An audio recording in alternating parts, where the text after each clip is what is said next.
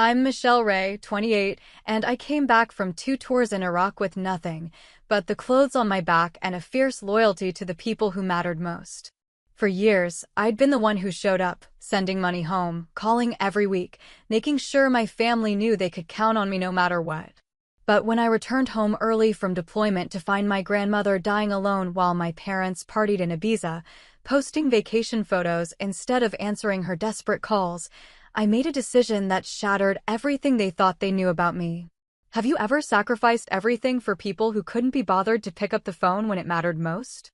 If so, drop your story in the comments. You're definitely not alone in this. Before we dive in, let me know what corner of the world you're watching from.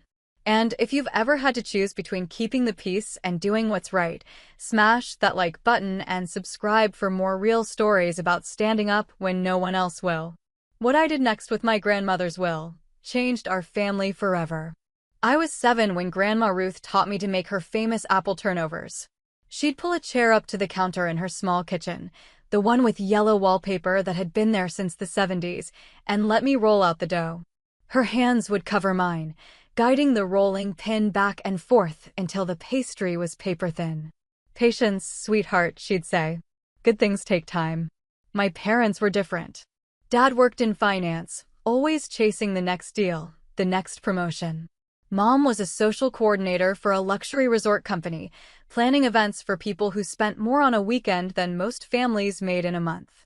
They were busy people with busy lives, and I learned early that Grandma's house was where I went for consistency. Every summer, I'd spend 2 months with her while my parents traveled for work. She'd take me to the farmer's market on Saturday mornings, introduce me to every vendor by name, and we'd come home with bags of vegetables and stories about whose grandson just graduated college or whose daughter was getting married. In the evenings, we'd sit on her front porch, drinking sweet tea and watching the neighbors walk their dogs. When I was 16 and announced I wanted to join the military after high school, my parents were horrified. They'd already picked out colleges, already planned my trajectory into something respectable and profitable. But Grandma Ruth just nodded and said, "That girl's got purpose. Let her find it." She was the only one who came to my graduation from basic training. My parents sent flowers and an apology about a conference they couldn't miss. Grandma Ruth drove 8 hours in her old Buick, wearing her best dress and carrying a disposable camera. She took pictures of everything and cried when they called my name. During my first deployment to Afghanistan, she sent letters every week. Real letters, handwritten on cream-colored stationery, not emails or text messages. She'd tell me about her garden, about the new family that moved in next door, about how Mrs. Patterson's cat kept getting into her flower beds. Normal things. Safe things.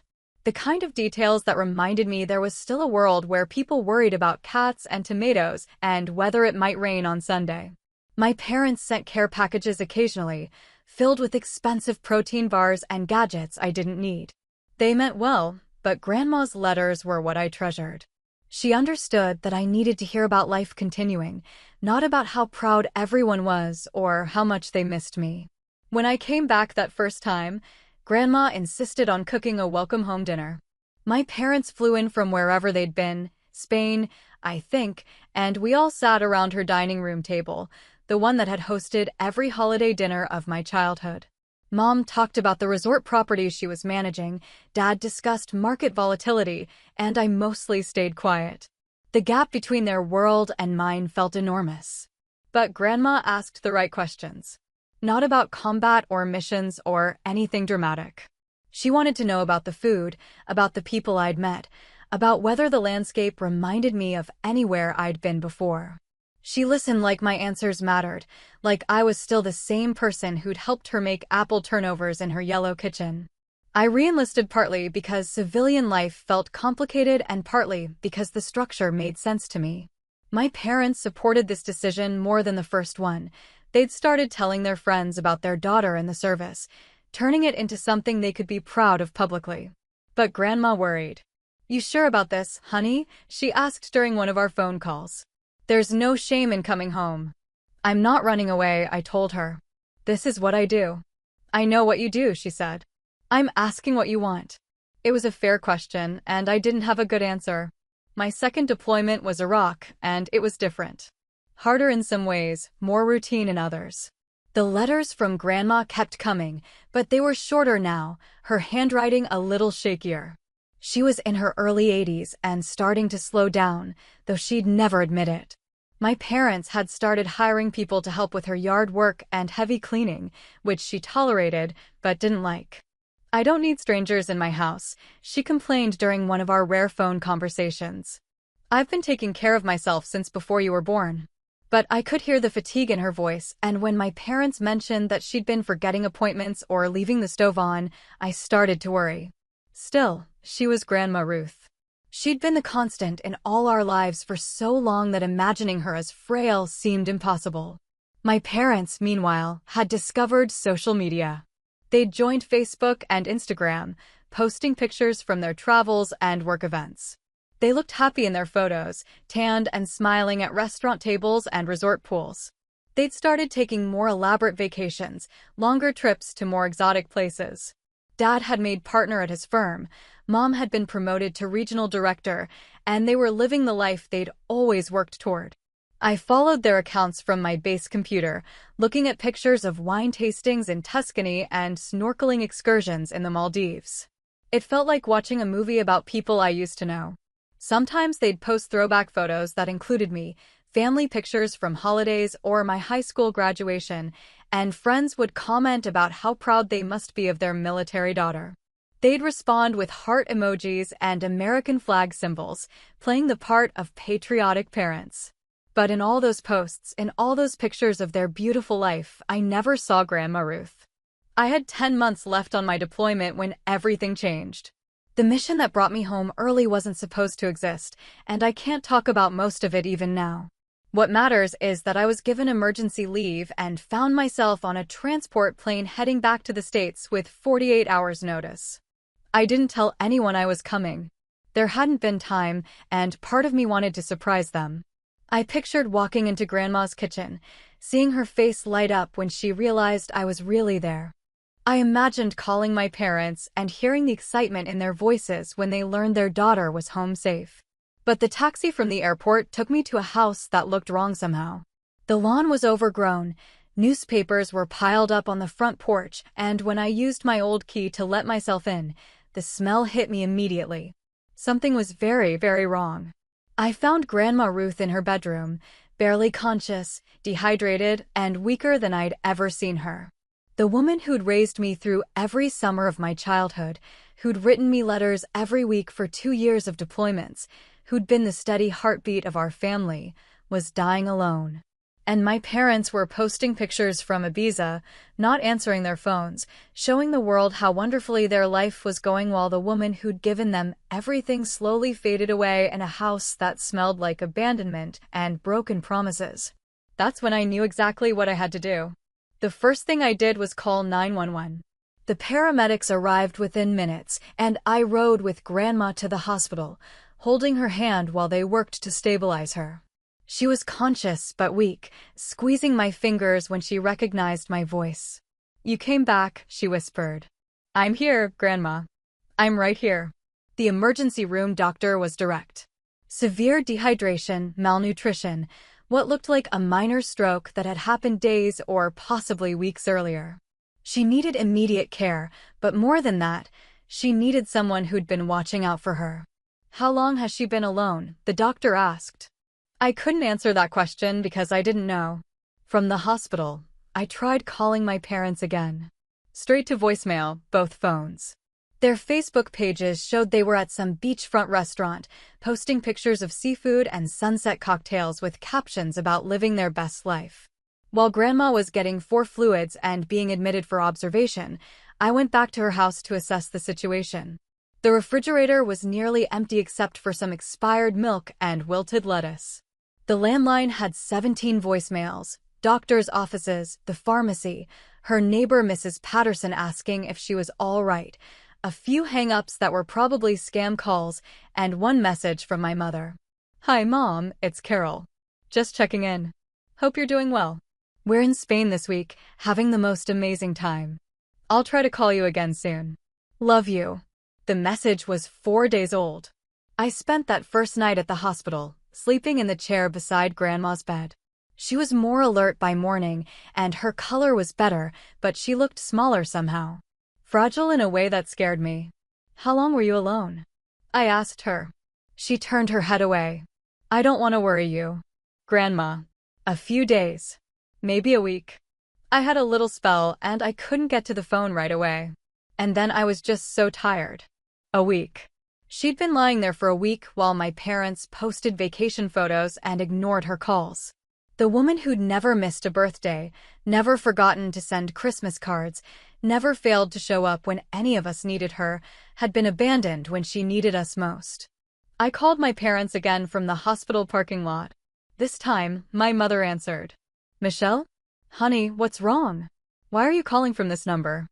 "I'm at the hospital with Grandma." "Where are you?" "The hospital? What happened?" "We're in Ibiza. We're supposed to fly home tomorrow. When's the last time you talked to her?" There was a pause. "I called her a few days ago. Maybe last week." She didn't answer, but you know how she is about the phone sometimes. "She's been alone and sick for over a week, Mom. She almost died." "What do you mean almost died?" "Michelle, you're scaring me." I laid out the facts without emotion. The dehydration, the stroke, the empty refrigerator, the pile of newspapers, the 17 voicemails. I told her about finding Grandma barely conscious in a house that reeked of neglect. "We were supposed to come back tomorrow anyway," Mom said, and I could hear Dad in the background asking what was happening. We had no idea. "She never said anything about feeling sick." "She called you multiple times. You didn't answer." "We've been busy, and the time difference, she needed help." "Michelle, that's not fair." "We didn't know. But they should have known. That was the point. They should have been checking on her, making sure she was eating, noticing when she stopped answering her phone. Instead, they'd been too busy living their Instagram-perfect life to pay attention to the woman who'd raised them both, who'd been there for every crisis and celebration, who'd never once failed to show up when they needed her. My father got on the phone. "How bad is it? Do we need to come home right now?" "You should have come home a week ago." "Michelle, we didn't know." I hung up. That afternoon, I went to Grandma's house and found her safe. She'd mentioned it once years ago, telling me where she kept important documents in case anything ever happened to her. The combination was my birthday, something my parents probably didn't even know. Inside were her will, her insurance policies, her deed, and her financial records. I'd expected to find typical elderly person finances, some savings, maybe a small pension, her house.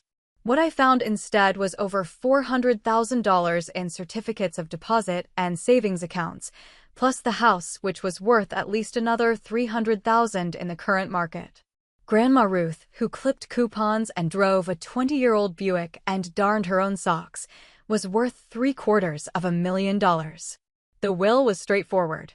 Everything split 3 ways between my parents and me, with specific instructions about her jewelry and a few family heirlooms. But there was a handwritten note paper-clipped to the front, dated 6 months earlier. "If I die and Carol and David are not here, but Michelle is, I want Michelle to handle everything.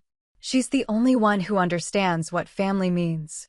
I sat in her kitchen, surrounded by the evidence of her careful, quiet life, reading that note over and over. She'd known. Somehow, she'd known that when the time came, I'd be the one who showed up. My parents called twice that evening. I let both calls go to voicemail, then listened to them from the hospital where I was spending another night beside Grandma's bed. "Michelle, please call us back. We've changed our flights. We're coming home first thing in the morning. We're worried sick." The second message was from my father. "Michelle, your mother is beside herself. We know you're upset, but we need to talk about this like adults. Call us back." Adults. That was rich, coming from 2 people who'd spent the week posting party photos while their 83-year-old mother lay dying alone. I turned off my phone and focused on what mattered. Grandma was stable, the doctors were optimistic, and for the first time in years, I knew exactly where I belonged and what I needed to do. When I woke up the next morning, my phone showed 99 missed calls. The missed calls were from everyone. My parents, my Aunt Linda in California, my cousin Mike in Denver, numbers I didn't recognize. Apparently, Word had spread through the family network that I was home, that Grandma was sick, and that I wasn't answering my phone.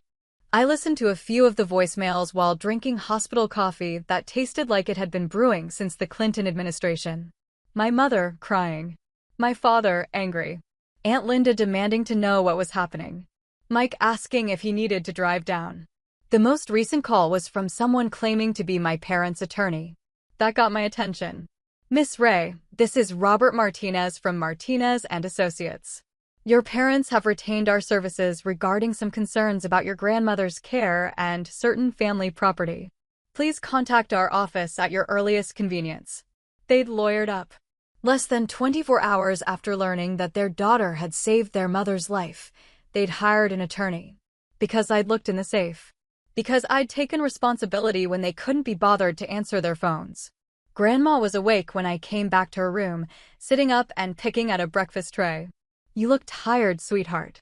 I'm fine. How are you feeling? Better. Much better.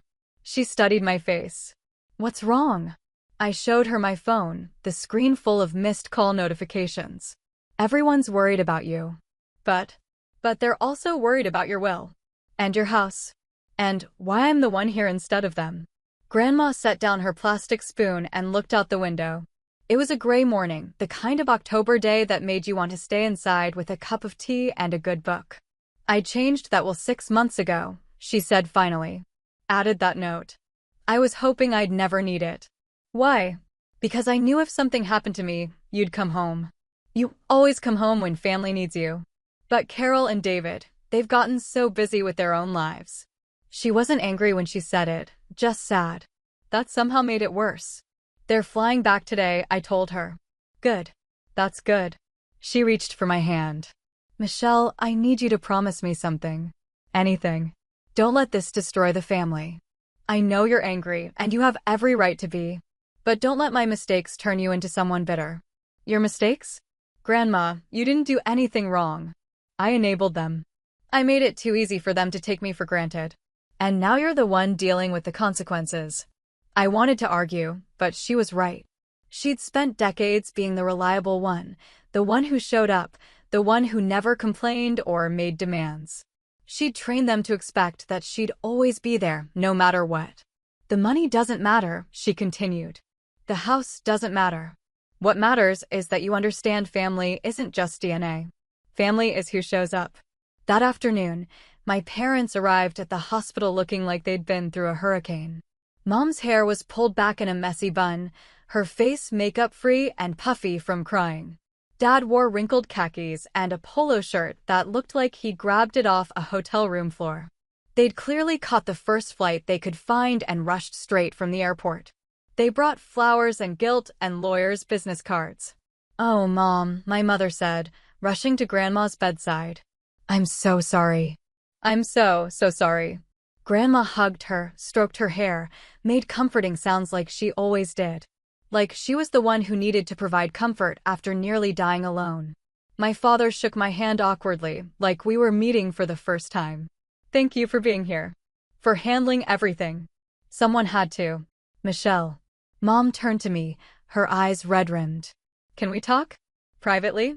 We walked to the family waiting area, a depressing room with beige furniture and motivational posters about healing and hope. My parents sat across from me like we were in a business meeting. We know you're angry, Dad started. Do you? We should have been here. We should have been checking on her more regularly. We take full responsibility for that. I waited. But Michelle, Mom leaned forward, going through her personal papers, taking her will from the safe. That crosses a line. She was dying. Someone needed to know what her wishes were. That someone should have been us. We're her children. Where were you? That's not the point. That's exactly the point. I kept my voice level professional.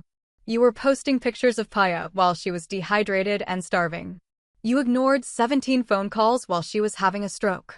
You hired an attorney before you even asked how she was doing today. We were scared, Dad said.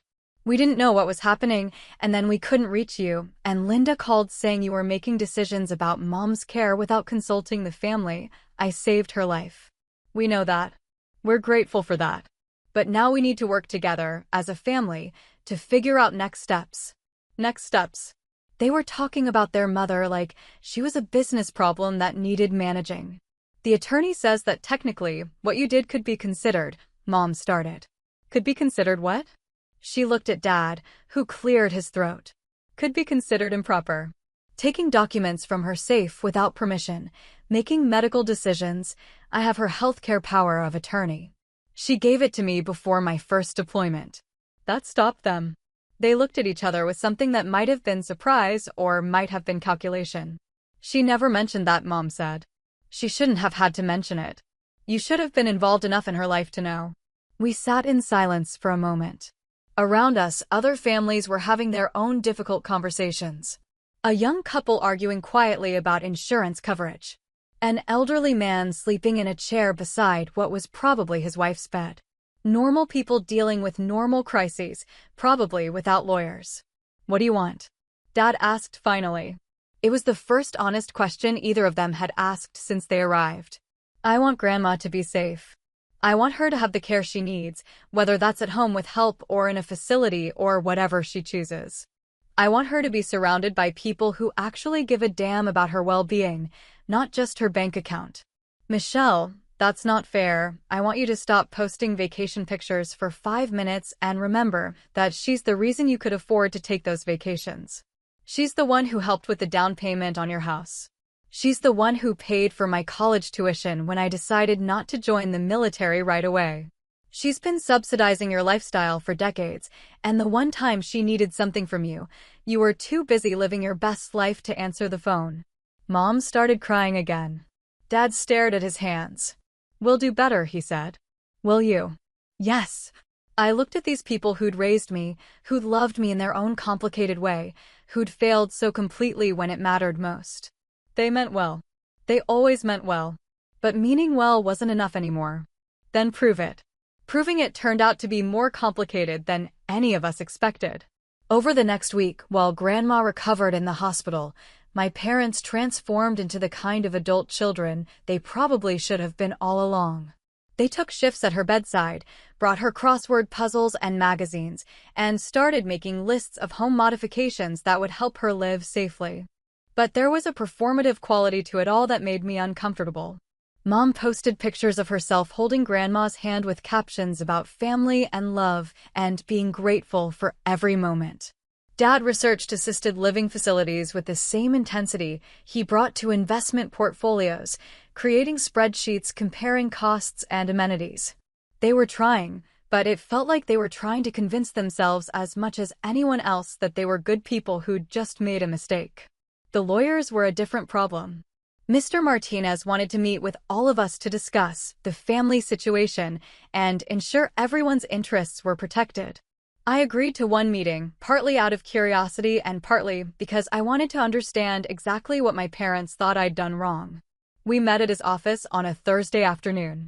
Martinez was older than I'd expected, probably in his 60s, with the kind of calm authority that came from decades of dealing with family disputes. He'd prepared a folder for each of us and spoke in the measured tones of someone who'd had this conversation many times before. Let me be clear about why we're here, he began. Your parents are concerned that some actions taken during Mrs. Ray's medical crisis might be construed as overreaching or potentially problematic from a legal standpoint, such as accessing her safe without explicit permission, making unilateral decisions about her care, taking possession of important documents. I looked at my parents, who were studying their folders like they contained the secrets of the universe. I had her healthcare power of attorney. I used my own key to enter her house. I called 911 when I found her unconscious. Which part of that was problematic? The issue isn't what you did in the moment of crisis, Martinez said. The issue is what happened after. The will, the financial documents, the decisions about her ongoing care. What decisions about her ongoing care? Mom spoke up. You told the hospital staff that you were handling her discharge planning. You contacted her insurance company. You scheduled follow-up appointments. Because she needed those things and you weren't here. But we're here now, Dad said. And we think it's important that we all work together going forward. Martinez nodded approvingly. That's exactly the kind of collaborative approach that serves everyone's interests. I realized what was happening. They weren't just worried about the will or the money.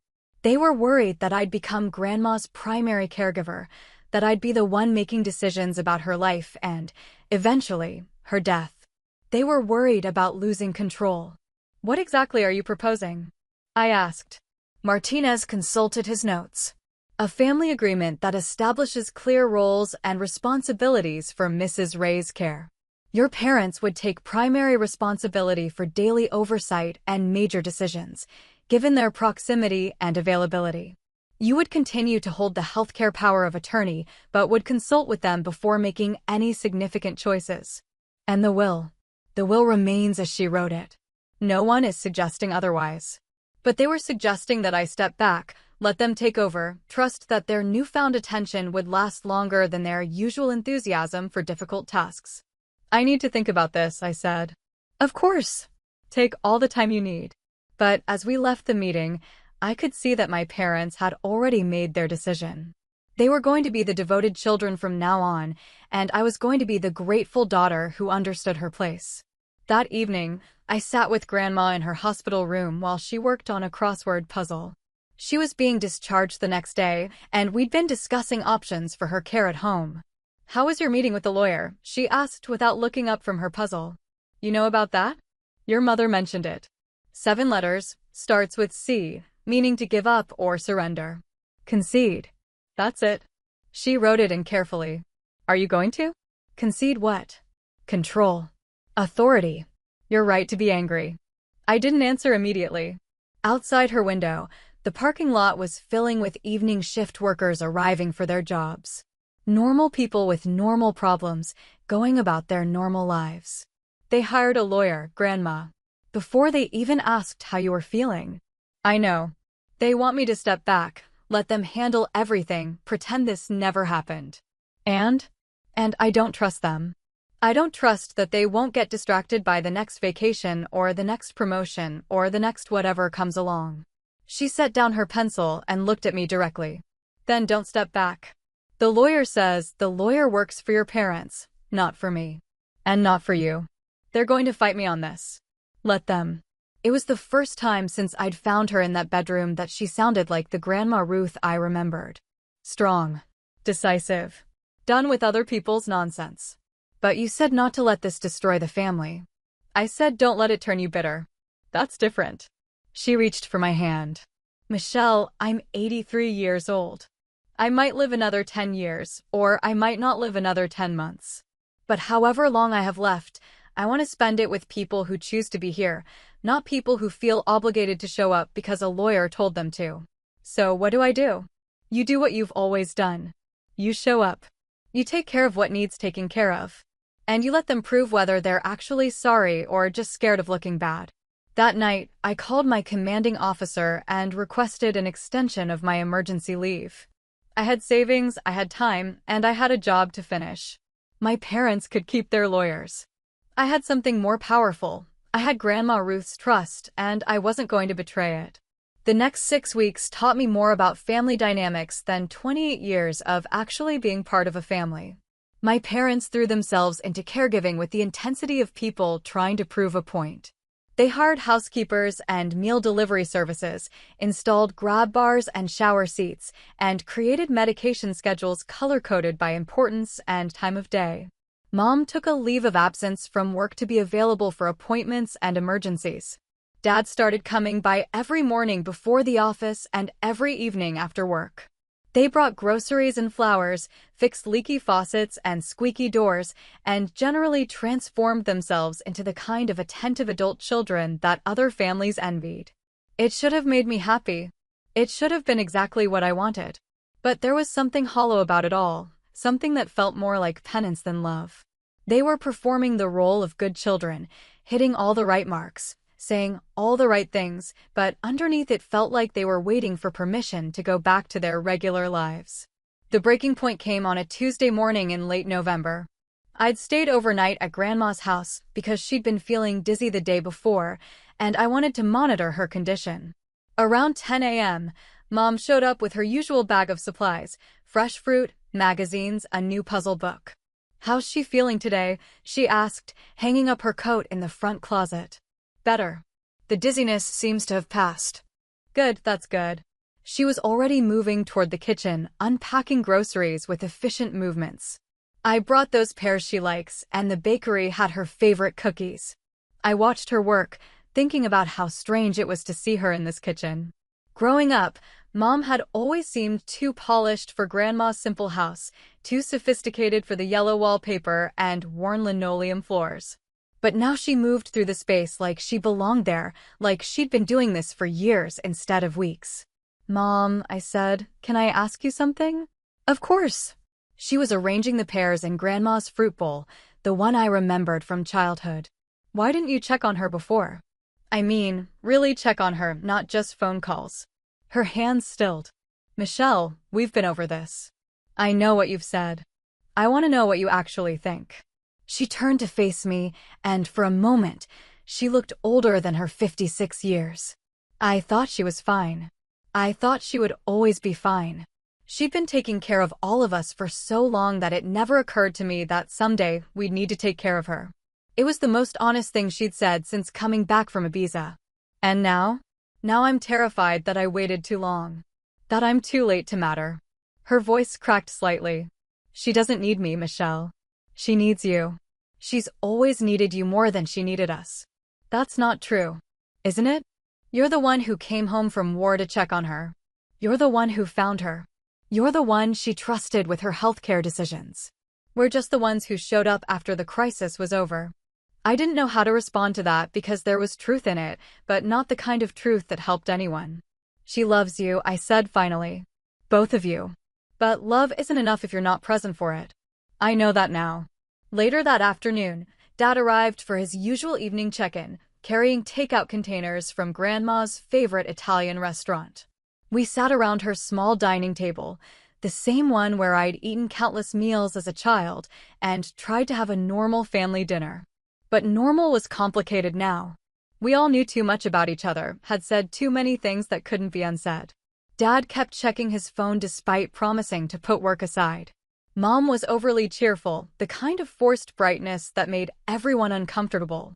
And Grandma seemed tired in a way that had nothing to do with her recent health scare. "I've been thinking," she said as Dad served portions of chicken parmesan, "about maybe selling the house." The room went quiet except for the sound of silverware against plates.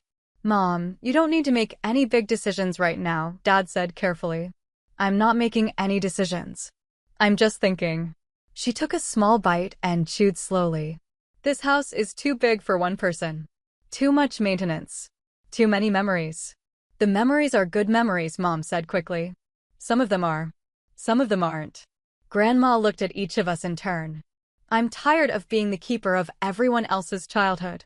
I'm tired of being the place you all come back to when you need something familiar." "We don't think of it that way," I said. "Don't you?" She set down her fork. "Michelle, you've been sleeping here every night for 6 weeks. Carol, you've rearranged your entire life around my medical appointments. David, you're spending more time in this house now than you did when you actually lived here. And all of you are treating me like I'm made of glass." She was right. We were all tiptoeing around her, around each other, around the truth of what had happened and what it meant. "What do you want?" Dad asked. "I want to stop feeling like I'm everyone's obligation. I want to stop worrying that if I have another health scare, it'll become a family crisis that requires lawyers and emergency meetings and people rearranging their lives out of guilt." "It's not guilt," Mom said. "Isn't it?" None of us could answer that. "I want," Grandma continued, "to figure out how to be your mother without being your burden. And I want you all to figure out how to be my children without it being a crisis management situation."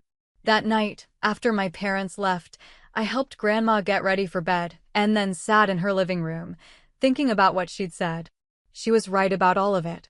We had turned her recovery into a performance of family devotion, complete with schedules and assignments and evidence that we were doing everything right this time. But we weren't actually dealing with a fundamental problem. We still didn't know how to be a family that functioned during normal times, not just during emergencies. My phone rang around midnight. It was Mom. "I can't sleep," she said without preamble. "Neither can I. She wants us to stop. All of this, the hovering, the guilt, the trying so hard to prove we care. She wants us to stop." "Yeah, But if we stop, what if something happens again? What if she needs help and we miss it? Then we miss it. And we deal with the consequences. Michelle, I can't live with that. You can't live with the alternative either. None of us can. There was a long pause. What do we do? I don't know, I said. But I think we start by admitting that we don't know how to do this, and then we figure it out as we go. Without lawyers? Without lawyers. Without schedules and assignments and color-coded medication charts? Maybe some schedules. But less performance.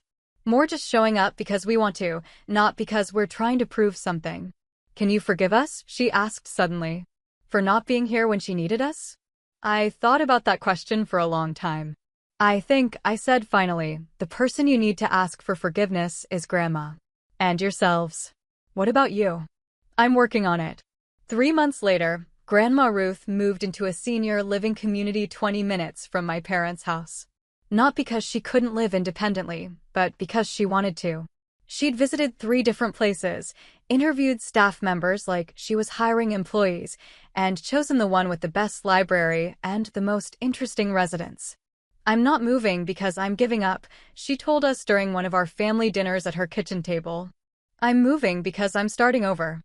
My parents handled the news better than I'd expected. There was some initial resistance. Mom worried about the cost, Dad questioned whether it was necessary, but they ultimately supported her decision. More importantly, they didn't try to manage it for her. The transition revealed things about all of us that I hadn't expected. Dad turned out to be surprisingly good at practical logistics, coordinating movers and utilities and address changes without turning it into a spreadsheet project. Mom had an eye for helping Grandma decide which furniture would work in a smaller space and which family photos would make her new apartment feel like home. And I learned that letting go was harder than holding on. I'd extended my military leave twice, officially to help with Grandma's transition, but really because I wasn't ready to go back to my old life. The structure and purpose that had made sense in Iraq felt less clear at home. I'd found my mission in taking care of Grandma, in being the reliable one, in proving that I understood what family meant. But now she didn't need taking care of, at least not the intensive kind I'd been providing. She had neighbors who played bridge and staff members who checked on residents and activities that kept her busier than she'd been in years. She was thriving in a way that made my constant vigilance unnecessary. You know you can go back to your life now, she said during one of my visits to her new place. We were sitting in her apartment living room, which was smaller than her old one, but somehow felt more spacious. She'd kept the furniture that mattered and donated the rest, creating a space that felt intentional rather than accumulated. This is my life now. No, it's not. She set down her teacup and looked at me directly. You're a soldier, Michelle. That's who you are, not someone who hovers around old ladies making sure they take their vitamins. I like taking care of you. I know you do. But taking care of people isn't the same as having a purpose. It was a fair point, though I wasn't ready to admit it. My parents had settled into a routine that worked better than our crisis management approach. Mom visited twice a week, usually bringing lunch from somewhere Grandma wanted to try. Dad came by on weekends to handle any maintenance issues or just to sit and talk. They called regularly but not obsessively, and they'd stopped treating every minor health concern like an emergency. More significantly, they'd stopped performing their devotion for an audience. The Facebook posts about family and gratitude had tapered off. The elaborate gestures and expensive gifts had been replaced by smaller, more consistent attention. They were learning to be present without making it about themselves. But there were still tensions, still moments when old patterns reasserted themselves.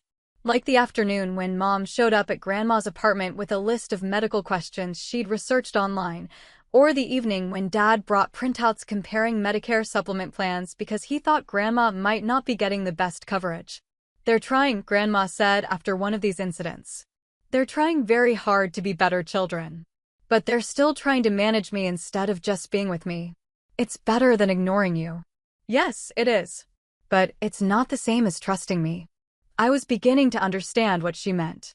We'd all learned to show up, but we hadn't learned to let her be in charge of her own life. We were still operating from a place of fear that she'd get sick again, fear that we'd miss something important, fear that we'd fail her the way we had before. The test came in April, when Grandma fell in her apartment and bruised her hip. Nothing was broken, but the facility called all of us as a precaution. I got there first, followed quickly by my parents, and for a few minutes, it felt like we were back in crisis mode. But Grandma shut that down immediately. "I fell," she announced when we were all gathered in her living room, looking worried and ready to spring into action. I was reaching for a book on a high shelf, I lost my balance, and I fell. "It happens to people my age. It's going to happen again." "Maybe we should look at rearranging your furniture," Mom suggested. "Maybe you should trust me to know how I want my apartment arranged." "We just want to help," Dad said. "You can help by not treating every minor incident like a catastrophe." "I'm bruised, not dying. I'm 83, not helpless." She was right, but it was hard not to react to any sign that she might need us. We'd all gotten used to being essential to her survival, and accepting that she could handle most things on her own meant accepting that our roles in her life were smaller than we'd thought. That evening, as my parents and I sat in the hospital cafeteria while Grandma got X-rays that would confirm what we already knew, that she was fine, Dad said something that surprised me. "I keep waiting for her to need us the way she needed us that first week. When we felt indispensable." "You want her to need us?" "Not exactly. But there was something satisfying about being able to fix things for her. About feeling like we were finally doing enough." Mom nodded. "It's easier to take care of someone in a crisis than to just love them during normal life." It was the most insightful thing either of them had said since this whole situation began. "Maybe that's the problem," I said. "Maybe we've been thinking about this wrong. Maybe it's not about doing enough. Maybe it's just about being present for whatever she needs, even if what she needs is space to live her own life." "That's harder," Dad said. "Yeah, it is." When Grandma's X-rays came back clear, she insisted on going home to her apartment rather than spending the night under observation. The facility staff was supportive. This kind of thing happened regularly with their residents, but my parents wanted her to be extra cautious. "What if you fall again tonight?" Mom asked. "Then I'll call for help. That's what the emergency button is for." "What if you don't wake up when you fall?" "Then I won't wake up." That's a risk I'm willing to take to keep living in my own space. It was a conversation we'd been avoiding, but it was also a conversation we needed to have. Grandma was going to get older, more fragile, more at risk for exactly these kinds of incidents. We couldn't prevent that by hovering or managing or creating elaborate safety protocols. We could only decide how we wanted to love her through it. "What do you want from us?" I asked. "I want you to visit because you enjoy my company, not because you're checking on me. I want you to call when you have something to say, not because it's Tuesday and Tuesday is Call Grandma Day. I want you to trust that I'll ask for help when I need it, and I want you to respect my right to take reasonable risks." "What if we disagree about what's reasonable?" Dad asked. "Then we disagree. But it's still my choice." That night, I stayed in my old room at my parents' house instead of at Grandma's apartment. It felt strange to be back in the space where I'd grown up, surrounded by high school photos and participation trophies, and the detritus of a childhood that felt very far away. Mom knocked on my door around 10 p.m. "Can we talk?" She sat on the edge of my bed, something she hadn't done since I was probably 12 years old. "I've been thinking about what your grandmother said. About trusting her to know what she needs. And I don't know how to do that. I don't know how to love someone without trying to protect them from every possible harm." "Mom, you can't protect people from life." "I know that intellectually. But emotionally, she's my mother, Michelle. She took care of me for 18 years, and then she took care of all of us in different ways for decades after that. The idea of her being vulnerable, of bad things happening to her that I can't prevent, it's terrifying." I understood that feeling. I'd spent the past 4 months trying to anticipate and prevent every possible problem Grandma might face, as if my vigilance could keep her safe from the reality of aging. "Maybe the point isn't to stop being scared," I said. "Maybe the point is to be scared and still let her live her life." "Is that what you're going to do? Let her live her life while you go back to yours?" It was the question I'd been avoiding for weeks. My leave was almost up, and I needed to make a decision about my future. I could request a transfer to a stateside post, stay close to home, continue being the family member who is always available for emergencies. Or I could go back to my unit, back to the work that had given my life structure and meaning for the past 6 years. I don't know, I said honestly. What does your grandmother think you should do? Go back to Iraq. And what do you think you should do? I looked around my childhood bedroom, at the evidence of who I used to be before I learned about duty and sacrifice and showing up when people needed you. I think I should stop making decisions based on guilt and fear and start making them based on what actually makes sense for my life. And what makes sense? I'm still figuring that out. I decided to go back, but not to Iraq. I requested a transfer to a stateside position that would keep me in the military, but allow me to be within driving distance of home. It felt like a compromise, but it also felt like the right choice for who I was becoming. The decision didn't happen all at once. It took weeks of conversations with my commanding officer, with military counselors, with grandma, and mostly with myself. I'd spent so much time defining myself by my ability to handle emergencies that I'd forgotten how to make choices during ordinary circumstances. But gradually, I began to understand that the most important thing I'd learned over the past few months wasn't how to manage a crisis. It was how to be present for someone without losing myself in the process. My parents threw a small going-away party the night before I was supposed to leave for my new assignment. Just family, plus a few neighbors who'd known me since I was a kid. Nothing elaborate, just dinner and cake in Grandma's new apartment, surrounded by the people who'd watched me grow up. It should have been a celebration, but it felt more like a reckoning. We were all different people than we'd been 6 months earlier, shaped by crisis and forgiveness and the hard work of learning to love each other better. I'm proud of you, Dad said as we were cleaning up afterward. For everything you did, but also for knowing when to step back. I'm still figuring out the stepping back part. We all are. Mom hugged me goodbye with tears in her eyes, but they were different tears than the ones she'd cried in the hospital waiting room. These felt like tears of gratitude rather than guilt. Call us, she said. Not because you have to check on us, just because you want to talk. I will. But it was Grandma's goodbye that stayed with me. She walked me to my car, moving slowly but steadily, and handed me a small wrapped package. Don't open it now, she said. Open it when you get to your new base. When you're feeling settled. What is it? A reminder. Of what? That you came home when I needed you, but more importantly, that you knew when it was time to leave again. I drove away from that apartment complex with a strange mixture of sadness and relief. I was leaving behind the intense, exhausting intimacy of crisis management, but I was also carrying forward something more valuable, the knowledge that I could trust my family to take care of each other without my constant supervision. The package from Grandma contained a photo I'd never seen before, me at 7 years old in her kitchen, covered in flour, grinning at the camera while holding up a perfectly imperfect apple turnover. On the back, in her careful handwriting, some things are worth the wait. Some things are worth coming home for. And some things are worth carrying with you wherever you go. Over the following months, I settled into my new role and my new life. I visited home regularly but not obsessively. I called my parents and Grandma because I wanted to hear their voices, not because I was checking up on them. I slowly learned to trust that they could handle ordinary problems without me, and they learned to trust that I would come if they really needed me. The crisis that had brought me home had ended, but the relationships it had changed continued to evolve. My parents became more consistent caregivers and less dramatic ones. Grandma settled into her new community and made friends with people who appreciated her sharp wit and endless stories about her granddaughter in the military.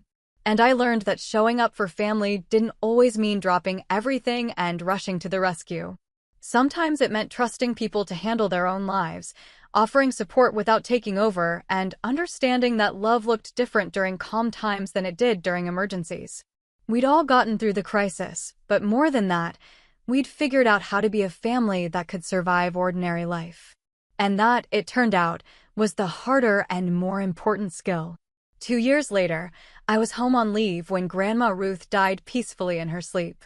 She was 85, had been living independently in her senior community right up until the end, and had spent her last evening playing bridge with friends and complaining good-naturedly about the cafeteria's latest attempt at healthy menu options.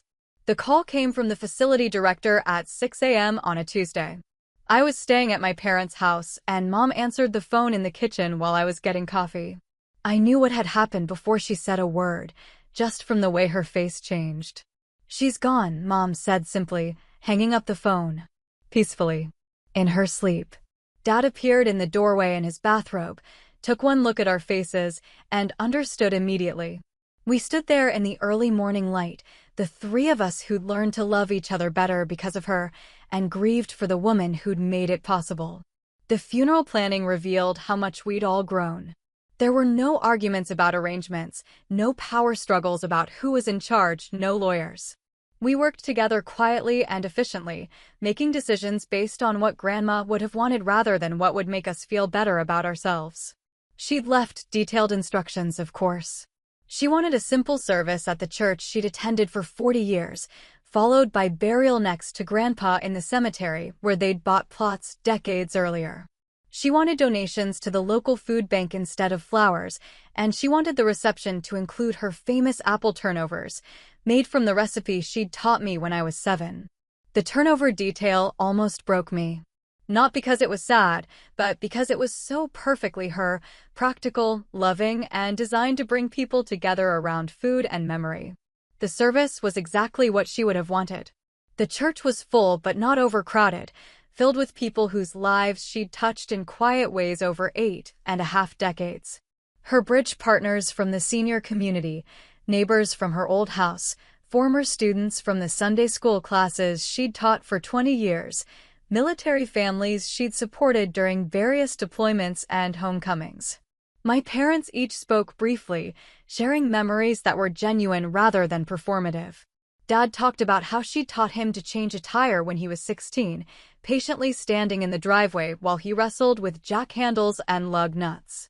Mom remembered how Grandma had come to stay with her for 2 weeks after I was born, cooking and cleaning and holding the baby so Mom could shower and sleep. I spoke last, keeping it simple.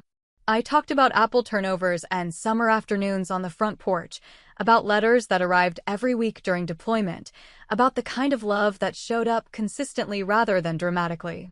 I didn't mention the crisis that had brought me home, or the complicated months that followed. That wasn't the story that needed telling at her funeral. But afterward, at the reception in the church fellowship hall, people came up to me with their own stories. The neighbor who mentioned that Grandma had been checking on her elderly mother for years, bringing groceries and staying for tea. The young military wife who said Grandma had babysit her children during a difficult deployment. The postal worker who remembered how she always had cold water ready for mail carriers during hot summer days. She'd been taking care of people her entire life, quietly and without drama, in ways that most of us never knew about.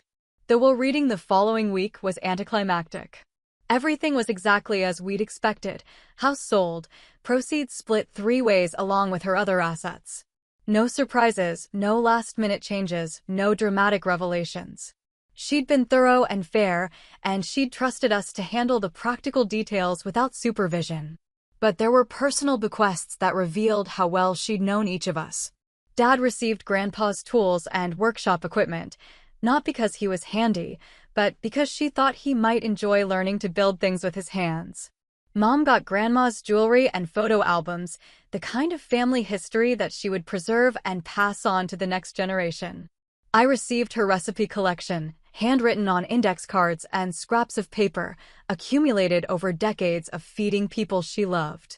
But more than that, I received a letter she'd written shortly after I'd gone back to active duty. Michelle, it began, if you're reading this, then I've gone on ahead, and you're probably sitting in some lawyer's office feeling sad and maybe a little angry that I'm not there to help you figure out what comes next. I want you to know that the months after you came home from Iraq were the happiest I'd had in years.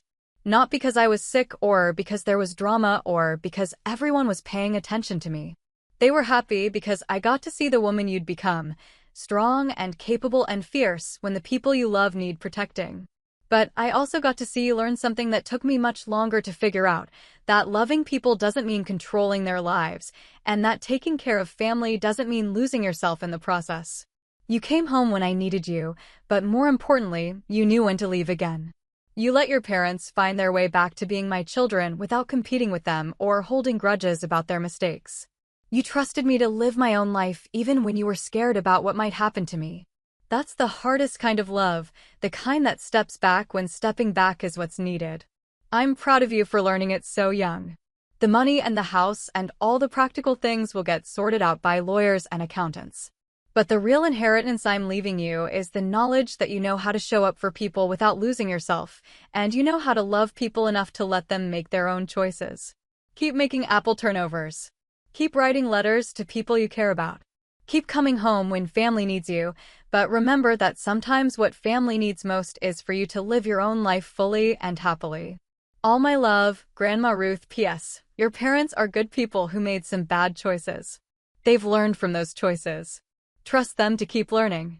I read that letter 3 times sitting in the lawyer's office, with my parents waiting quietly beside me. When I finished, I handed it to them without comment, and we sat together while they read it, passing it back and forth like a document that required joint interpretation. She forgave us, Mom said finally. She trusted us, Dad added. All of us, I said. And that, it turned out, was her final gift.